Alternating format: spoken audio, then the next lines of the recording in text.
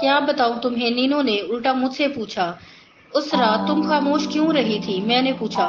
میری انا نے مجھے خاموش رہنے پر مجبور کر دیا تھا، اس نے کہا۔ اور اب تم یہاں کیوں آئی ہو؟ یہ بھی میری انا کا حکم تھا۔ میں نے اس کے گلابی ہاتھوں کو اپنے ہاتھوں میں لے کر اس کی گلابی انگلیوں کو سہلاتے ہوئے پوچھا۔ اور تخارین، نینو نے بڑے دھیرے لہجے میں کہا، تم یہ نہ سوچنا کہ تخارین نے مجھے میری مرضی کے خلاف اغوا کیا تھا۔ اس میں میری رضا شامل تھی۔ میں سمجھتی تھی کہ یہ فیصلہ کر رہی ہوں وہ درست ہے، لیکن وہ فیصلہ غلط تھا، غلط ثابت ہوا۔ میرا قصور تھا اور اس کی سزا مجھے موت کی صورت میں ملنی چاہیے تھی۔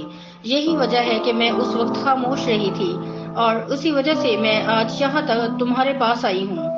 میں نے اس کی طرف دیکھا، وہ سچ بول رہی تھی، حالانکہ یہ سچ اس کے لیے خطرناک بھی ثابت ہو سکتا تھا۔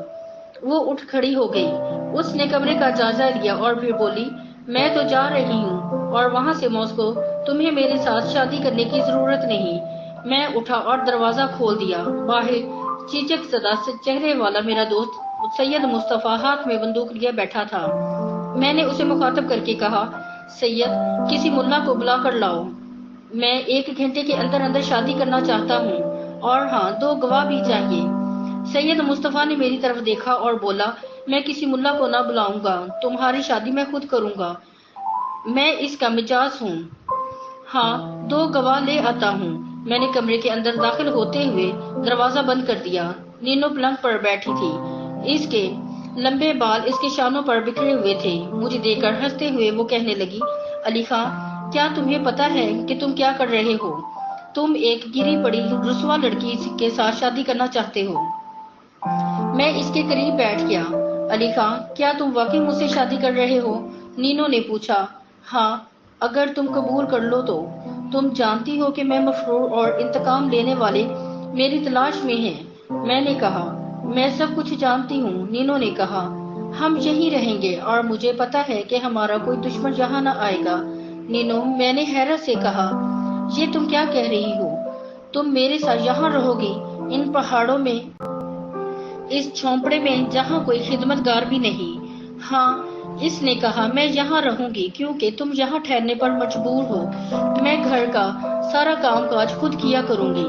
تم دیکھو گے کہ میں ایک اچھی بیوی ہوں اور تم اکتاؤ گے بھی نہیں۔ نہیں، اس نے بڑی سادگی سے اور معصومیت سے جواب دیا، بھلا میں کیوں اکتاؤں گی؟ جب ہم دونوں ایک ہی چادر کے نیچے سوئیں گے تو پھر اکتاہٹ کیسی؟ اسی وقت کسی نے دروازے کو کھٹکھٹایا اور سید مصطفیٰ کمرے میں داخل ہوا۔ اس نے نئی سبز رنگ کی پگڑی باندھ رکھی تھی۔ اس کے ساتھ 2 گواہ تھے جن کا تعارف اس نے مجھ سے کرایا۔ پھر اس نے قلم دوات نکال کر ایک کاغذ سامنے پھیلا کر اس پر بسم اللہ الرحمن الرحیم لکھا۔ پھر مجھ سے پوچھا، آپ کا نام؟ علی خان شیروان شیر ولد سفر خان، مذہب اسلام، شیعہ امام جعفر کی طریقت کا پیروکار۔ سید مصطفیٰ بے حد سنجیدہ نظر آ رہا تھا۔ اب اس نے نینو سے پوچھا، خاتون، آپ کا نام؟ شہزادی نینو کے پیانی۔ آپ کا مذہب؟ عیسائی، گریک آرتھوڈکس۔ کیا آپ اس مرد سے شادی کرنا چاہتی ہیں؟ جی ہاں۔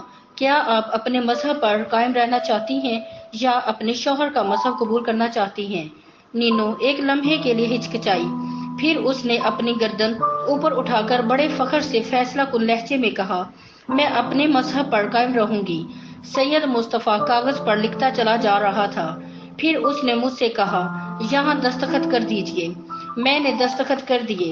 اس کے بعد نینو نے دستخط کیے۔ اس نے اپنے دستخط جو کیے، نینو خانم شیروان شیر۔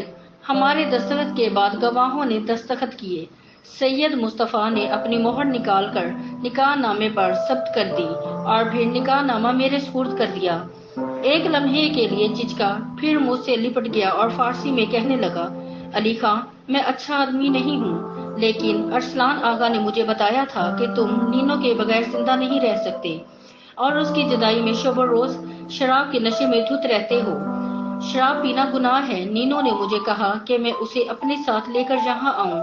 اب وہ یہاں آ چکی ہے اور جو کچھ اس نے تمہیں بتایا ہے، اگر وہ درست ہے تو پھر تم اس سے محبت کرو، اگر اس نے تم سے جھوٹ بولا ہے تو ہم کل ہی اسے ٹھکانے لگا دیں گے۔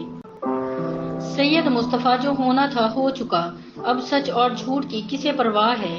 اب تو نئی زندگی کا آغاز ہو رہا ہے اور ہم اب اسے قتل نہ کریں گے۔ سید مصطفیٰ نے مجھے حیرت سے دیکھا، پھر اس کمرے کا جائزہ لیا اور کہکہے لگانے لگا۔ تھوڑی دیر کے بعد ہم چرچ کا دم لگا کر شادی کی تقریب کا جشن منا رہے تھے۔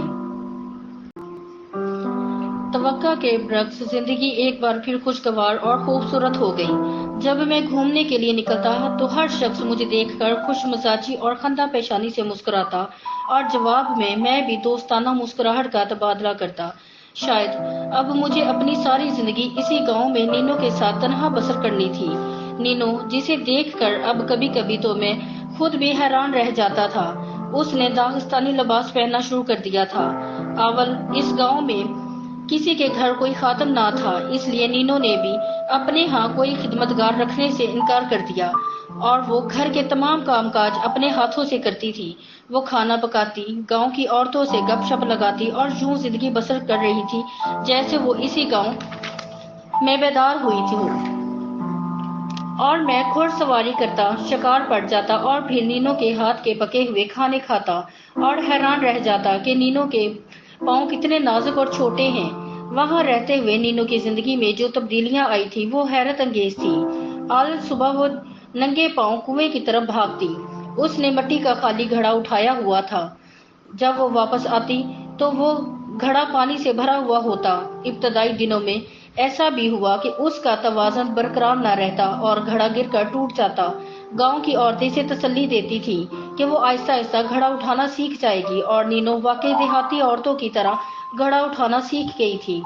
نینو یہ بھی جان گئی تھی کہ گاؤں کے رسم و رواج کے مطابق دوسرے لوگوں کے سامنے میاں بیوی نہ تو ایک دوسرے کے سامنے محبت کرتے ہیں، نہ ہی اپنی جذباتی کیفیت کو ظاہر ہونے دیتے ہیں۔ وہ جھونپڑے کے اندر داخل ہو کر پہلے تو مجھے تازہ اور ٹھنڈے پانی کا ایک کٹورا پلاتی، پھر دروازہ بند کر کے روٹی، پنیر اور شہد نکال کر میرے سامنے رکھ کر خود بھی بیٹھ جاتی۔ ہم اپنا کھانا اپنے ہاتھوں سے کھاتے تھے۔ شروع میں نینو کو فرش پر بیٹھ کر کھانا کھانے میں دقت ہوئی، لیکن پھر وہ یہ مشرقی انداز بھی سیکھ گئی۔ کبھی کبھی وہ مسکرا کر کہتی، یہاں کے رواج کے مطابق تو مجھے تمہارے پاؤں دھلانے چاہیے، لیکن چونکہ میں چشمے سے ننگے پاؤں پانی بھر کر لاتی ہوں اور اس وقت ہم یہاں اکیلے ہیں اور کوئی دیکھنے والا نہیں، تو تم میرے پاؤں دھو ڈالو۔ میں اس کے ننھے ننھے پاؤں دیکھ کر مسکرا دیتا۔ ہر روز شام کو جب وہ میرے بستر پر لیٹتی تو وہ ایک چھوٹا سا جانور لگتی۔ ایک رات اس نے مجھ سے پوچھا، علی خاں خوش ہونا تم؟ بہت خوش ہوں، اور تم؟ کیا تمہارا دل واپس جانے کو نہیں چاہتا؟ نہیں، نینو کے لہجے میں بلا کی سنجیدگی تھی۔ میں ثابت کرنا چاہتی ہوں کہ میں وہ سب کچھ کر سکتی ہوں جو ایک ایشیائی عورت کا ترہ امتیاز ہوتا ہے۔ میں اپنے شوہر کی خدمت کر سکتی ہوں۔ جب چراغ گل کر دیا جاتا وہ عجیب عجیب باتیں سوچتی تھی اور کبھی کبھی اس کا اظہار بھی کرتی۔ ایک رات اس نے اچانک مجھے بیدار کر کے کہا، علی خاں زندگی رازوں سے بھری پڑی ہے، ایسے راز جنہیں کوئی نہیں جانتا۔ پھر بولی، میں نینو ہوں۔ میں اس کی ذہنی کشمکش کو محسوس کرنے لگا تھا اور دل ہی دل میں کہا کرتا تھا، نینو واقعی اس سے بہتر ماحول کا حق رکھتی ہے۔ اس داغستانی گاؤں میں تو وہ کبھی خوش نہ رہ سکے گی، جہاں زندگی کی آسائشیں تو سرے سے موجود ہی نہیں ہیں۔ ایک دن میں قریبی قصبہ میں گیا اور وہاں بازار سے کچھ چیزیں خریدی۔ تیل سے چلنے والا لیمپ، ایک گراموفون اور ایک ریشمی اسکارف۔ گراموفون کو دیکھ کر نینو کا چہرہ کھل گیا۔ مگر اسے کیا کہیے کہ اس پورے قصبے میں مجھے صرف 2 ریکارڈ ہی مل سکتے ہیں۔ یہ دونوں ریکارڈ رقص کے موسیقی پر مبنی تھے۔ ہم انہیں گھنٹوں سنتے رہتے اور کبھی نہ تھکتے۔ پاکوں سے جو پیغام آتے ان میں نینو کے والدین کا اصرار شامل ہوتا کہ ہم اس گاؤں کو چھوڑ کر کسی مہذب اور متمدن علاقے میں منتقل ہو جائیں۔ ایک بار نینو کا والد شہزادہ کے بیانی ہمیں اس گاؤں میں ملنے بھی آیا۔ نینو کو مشرقی انداز میں زندگی بسر کرتے دیکھ کر وہ پھٹ پڑا، خدا کے لیے یہاں سے چلے جاؤ۔ یہاں انسانوں کی طرح کس طرح زندہ رہا جا سکتا ہے؟ میں یہاں بہت خوش ہوں، نینو نے جواب دیا۔ اور آپ یہ کیوں بھول جاتے ہیں کہ علی خاں کے دشمن اب بھی اس کی طاق میں ہیں؟ میں ابھی بیوہ ہونے کے لیے تیار نہیں ہوں، مگر بعض غیر جانبدار ممالک بھی تو ہیں، مثلاً اسپین۔ تخاریل خاندان کا کوئی فرد وہاں تمہیں نقصان نہیں پہنچا سکتا۔ اپنے باپ کی تمام دلیلوں کو رد کر کے نینو نے ثابت کر دیا کہ وہ اس دور افتادہ گاؤں میں جڑ اور غیر مذہب دیہاتی عورتوں کی طرح زندگی بسر کرتے ہوئے بے حد مطمئن اور مسرور ہے۔ شہزادہ کی پیانی ہم سے بے حد مایوس ہو کر لوٹا۔ باکو پہنچ کر اس نے ہمیں پیکٹ بھیجنے شروع کر دیے۔ ان میں کتابیں ہوتی، کیک ہوتے اور پھر ایک دن میرے والد بھی ہمیں ملنے کے لیے وہاں آئے۔ نینو میرے والد کو دیکھ کر شرما گئی۔ میرے والد نے اس سے پوچھنا شروع کیا، کیا تم کھانا خود پکاتی ہو؟ نینو نے اس بات میں جواب دیا تو میرے والد نے پوچھا، کیا چشمے سے پانی بھی تم ہی بھر کر لاتی ہو؟ جب میرے والد کو اس کا جواب بھی اس بات میں ملا تو میرے والد نے کہا، اچھا ہے، میں بہت لمبا فاصلہ طے کر کے آیا ہوں اور تھک گیا ہوں، کیا تم میرے پاؤں دھلواؤ گی؟ نینو نے بڑے سلیقے سے میرے والد کے پاؤں دھوئے تو وہ بولے، شکریہ۔ پھر انہوں نے گلابی موتیوں کی ایک مالا اپنی جیب سے نکالی اور نینو کے گلے میں ڈال دی۔ پھر انہوں نے نینو کے ہاتھ کا پکا ہوا کھانا کھا کر مجھے مبارکباد دی۔ علی خان، تم ایک اچھی بیوی کے شوہر ہو، مگر وہ اچھی باورچن نہیں ہے۔ میں باکو سے ایک باورچن بھجوا دوں گا۔ باخدا ایسا نہ کیجیے گا، نینو نے عاجزی سے کہا، میں اپنے شوہر کی خدمت خود کرنا چاہتی ہوں۔ میرے والد بے اختیار ہنسنے لگے اور انہوں نے باکو جا کر نینو کے لیے ہیرے کے 2 بندے بھجوائے۔ آول گاؤں میں ہمارے دن بڑے سکون سے گزر رہے تھے کہ ایک دن کیسی ملا ہانپتا ہوا ہمارے ہاں پہنچا۔ اس کے چہرے پر خوف تھا۔ اس نے بتایا کہ آول کے باہر ایک مسلح شخص پکڑ لیا گیا جو آرمینی تھا۔ پورے گاؤں میں جوش پیدا ہو گیا تھا کیونکہ میں پورے گاؤں کا مہمان تھا اور اگر مجھے اس گاؤں میں کوئی گزند پہنچتا تو پورے گاؤں کی عزت پر ایسا دھبا لگ جاتا جو کبھی نہ مٹتا۔ میں نے اس آدمی کو دیکھنا چاہا تو میری یہ خواہش پوری کر دی گئی۔ وہ واقعی آرمینی تھا، مگر یہ فیصلہ کرنا دشوار تھا کہ وہ تخاریان کے خاندان سے تعلق رکھتا تھا یا نہیں۔ گاؤں کے بڑے بوڑھوں نے فیصلہ کیا کہ اسے شک کا فائدہ دیتے ہوئے یہاں سے بھگا دینا چاہیے، مگر اس کی اتنی پٹائی اور ٹھکائی کرنی چاہیے کہ وہ ہمیشہ یاد رکھے اور پھر کبھی ادھر آنے کا رخ نہ کرے۔ اور پھر ایک دن ایک گھڑ سوار قاصد ایک خط لے کر آیا۔ گھوڑے کا جسم پسینے سے بھیگا ہوا تھا، اس کے منہ سے جھاگ بہہ رہی تھی۔ اس خط کو بھیجنے والا نہ تو میرا والد تھا نہ سید مصطفیٰ، بلکہ لفافہ کے اوپر لکھا تھا، ارسلان آغا بنام علی خان۔ ارسلان کیا چاہتا ہے؟ نینو نے حیرت سے پوچھا۔ قاصد نے کہا، علی خان، تمہارے نام کئی خط آ رہے ہیں۔ ارسلان آغا نے مجھے بھاری رقم دی تھی کہ میں اس کا خط سب سے پہلے پہنچاؤں۔ میرے دل نے مجھ سے کہا، یوں لگتا ہے اب آول میں ہمارے دن ختم ہو رہے ہیں۔ میں نے لفافہ کھولا۔ ارسلان آغا نے لکھا تھا، بسم اللہ الرحمن الرحیم، میں دعا گو ہوں۔ کیسے ہو علی خان؟ میں خیریت سے ہوں۔ غور سے میرا خط پڑھنا۔ ہمارے قصبے میں حیران کن تبدیلیاں آئی ہیں۔ قیدی زندان سے باہر نکل آئے ہیں اور آزادی سے گھوم رہے ہیں۔ تم پوچھو گے پولیس کہاں گئی؟ تو سن لو کہ قیدیوں کی جگہ اب زندان میں پولیس قید ہے۔ اور ہاں، اب قصبے میں کوئی فوجی سپاہی بھی نظر نہیں آتا، سب بھاگ چکے ہیں۔ میں تصور میں دیکھ رہا ہوں کہ تم سر ہلا رہے ہو، تمہیں میری باتوں پر یقین نہیں آ رہا، مگر میں سچ کہہ رہا ہوں۔ تم پوچھو گے کہ گورنر کیا کر رہے ہیں، تو سنو، کل ہمارا گورنر قصبہ سے فرار ہو گیا اور ہم جیسے برے آدمیوں پر حکومت کرتے کرتے تھک گیا تھا۔ اپنے پیچھے وہ اپنے چند پرانے کپڑے چھوڑ گیا ہے۔ اور بس علی خان، تم اب ہنس رہے ہوگے اور دل میں کہہ رہے ہوگے کہ ارسلان آغا سدا کا گپی اور جھوٹا ہے، مگر باخدا حیرت کی بات یہی ہے کہ ارسلان آغا سچ بول رہا ہے۔ اچھا، تو تم پوچھو گے کہ زار نے نیا گورنر، پولیس کے نئے دستے اور سپاہیوں کی نئی رجمنٹ کیوں نہیں بھجوا دی؟ تو مجھے بتانے دو کہ اب کوئی زار بھی باقی نہیں رہا، باخدا زار نہیں رہا، کوئی بھی نہیں رہا۔ میں نہیں جانتا کہ میں اس صورتحال کو کیا نام دوں۔ لیکن کل ہم نے روسی ہیڈ ماسٹر کی خوب پٹائی کی اور کسی نے بھی اسے چھڑانے کی کوشش نہ کی۔ علی خان، میں تمہارا دوست ہوں، کتنے ہی لوگ تمہیں یہ ساری اطلاعات بھجوانے والے ہیں، لیکن دوستی کے ناطے سے میں نے پوری کوشش کی ہے کہ سب سے پہلے تمہیں جو خط ملے وہ میرا ہو۔ اور اب تخاریان خاندان کا کوئی فرد قصبہ میں نہیں رہا اور نہ ہی پولیس رہی ہے۔ अब तुम्हारे लिए कोई खतरा नहीं, बेखटके चले आओ। अली खां, मैं हूँ तुम्हारा दोस्त और खादम अरसलान आगा। मैंने नीनो की तरफ देखा, उसका चेहरा जर्द पड़ रहा था। अली खां, अब रास्ता साफ है। इसकी आवाज लर्ज रही थी। हमें अब जाना चाहिए। इसकी आवाज लर्ज रही थी। हमें अब जाना चाहिए। अब यहाँ से जाने का वक्त आ गया। फिर वो मेरी गर्दन के साथ चिमट गई। वो सिसकियां भर रही थी।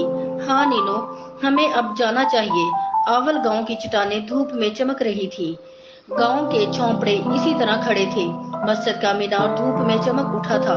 ये आवल में हमारा आखिरी दिन था। हजूम में खड़े इंसानों के चेहरे पर खौफ और मसरत की मिली जुली कैफियत और दिखाई दे रही थी। सुर्ख रंग के झंडे चारों तरफ लहरा रहे थे। इन पर अजीबोगरीब किस्म के नारे दर्ज थे। औरतें चौक में खड़ी अमेरिका के सुर्ख हिंदुओं और अफ्रीका के गुलामों की आजादी के नारे लगा रही थी। जंग का नक्शा भी पलट चुका था। ग्रांड ड्यूक भाग चुका था। बदहाल और फटे पुराने कपड़ों में मलबूस फौजी सिपाहियों की हालत पर तरस आता था।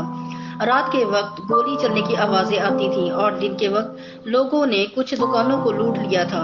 नीनो ने अपने सामने नक्शा फैला रखा था और बार बार अपने आप से पूछ रही थी, इस वक्त किस खित्ते में अमन हो सकता है। एक बार उसने मुझसे ये भी पूछा कि क्या हम किसी तरह अमेरिका जा सकते हैं। इंडिया, स्पेन, चीन, जापान, सब जगह जंग हो रही थी।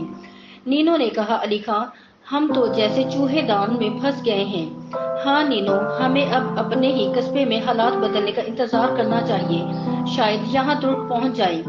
मुझे ये सुर्ख झंडे, ये नारे, ये शोर पसंद नहीं। अगर ये सिलसिला जारी रहा तो मैं तुम्हारे चचा के पास ईरान चली जाऊंगी। इस्लामिक सोसाइटी का इजलास हो रहा था और यही मसला दरपेश था।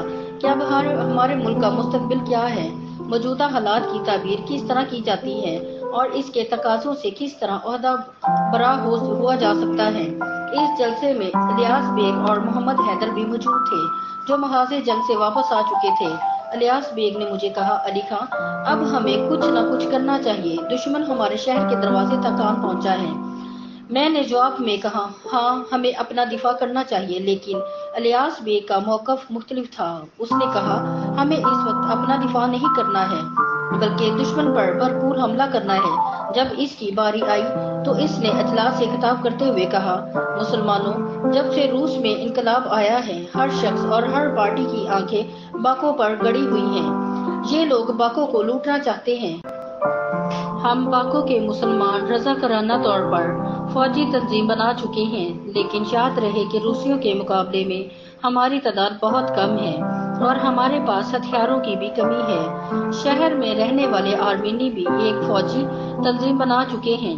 इसके रहनुमा सेटपालालाई और आंद्र वफेक हमसे राब्ता कायम कर चुके हैं और उन्होंने हमें अपने फैसले से मुतला किया है कि वो अपने लोगों को यहाँ से निकालकर काला बाग और आर्मेनिया ले जाना चाहते हैं। इस सूरत में आर्मेनी भी रूस के खिलाफ कदम उठा रहे हैं। हमारा फौजी मुतालबा ये है कि बाकू में रूसी फौजियों को ना भेजा जाए और रूसी महाजरों को यहाँ से निकाल दिया जाए।